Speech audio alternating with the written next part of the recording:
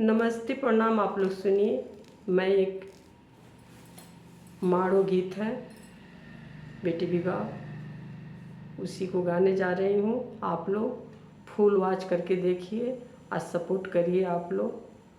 धन्यवाद।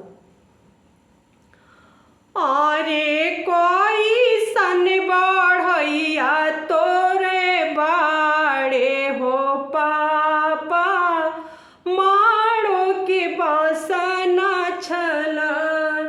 अरे कोई सन बढ़ैया तोहर रहे हो पापा, माड़ो के बासना छलन। अरे माड़ो पूजे चलेली बेटी हो पीरीती बेटी, केसिया गईलिया झुराय। अरे माड़ो पूजे चलेली बेटी हो पीरीती बेटी, केसिया गईलिया झुराय।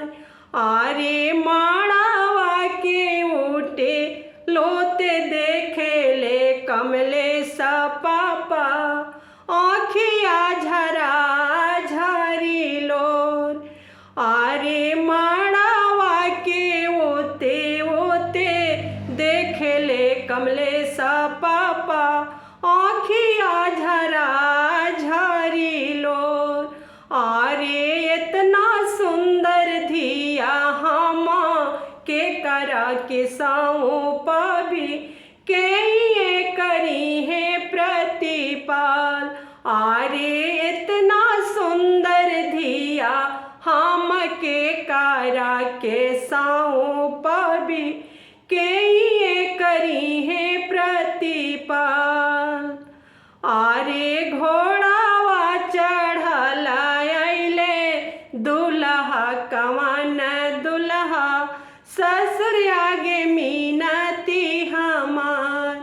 अरे घोड़ावा चढ़ल अइले दुल्हा कवन दुल्हा, ससुर आगे मीनती हमार।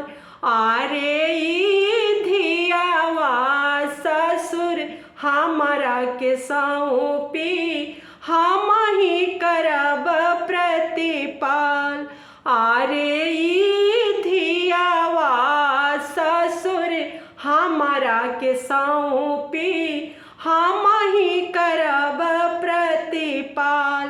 अरे ई धियावा ससुर हमारा के सौंपी, हम ही करब प्रतिपाल। धन्यवाद दोस्तों। ये गाना मेरा कैसा लगा ज़रूर आप लोग कमेंट लाइक शेयर ज़रूर करिए प्लीज़। आप लोग से रिक्वेस्ट है, मेरा चैनल को सब्सक्राइब जो नहीं किया है कर लेगा, क्योंकि बहुत मेहनत लगता है, आसान मत मानिए आप लोग प्लीज़। धन्यवाद।